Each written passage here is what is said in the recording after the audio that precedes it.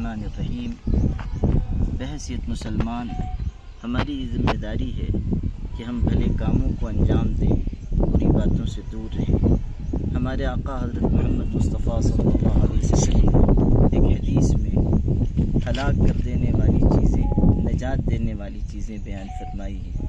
ارشاد ہوا ثلاث منجیات، تین چیزیں ایسی ہیں جو ہلاک کر دینے والی ہیں: هوى متبع وشح مطاع وإعجاب المرء بنفسه، خواہشات نفسانی، بخل اور خود غرضی اور خود پسندی، یہ تینوں ایسی بیماریاں ہیں جو انسان کو، فرد کو، معاشرے کو، خاندان کو تباہ کرتی ہیں۔ نجات دینے والی تین چیزیں نبی کریم صلی اللہ علیہ وسلم نے اس طرح بیان فرمائی کہ العدل فی الغضب والرضا، خوشی اور غصے دونوں حالت میں اعتدال پر قائم رہنا، میانہ روی اختیار کرنا، اور انصاف کا دامن حاصل نہ چھوٹنے دینا۔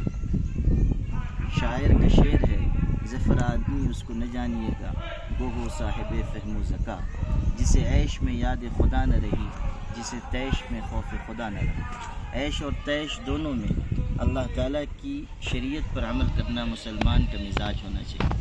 دوسری بات ارشاد ہوئی القصد فی الفقر والغنى، تنگ دستی اور خوشحالی دونوں وقت میں میانہ روی کے ساتھ خرچ کرنا، اللہ کی راہ میں دینا انسان کی نجات کا ذریعہ ہے۔ تیسری بات ارشاد فرمائی خشیت اللہ فی السر والعلانیہ، کہ لوگوں کے سامنے بھی اور تنہائیوں میں بھی اللہ سے ڈرنا۔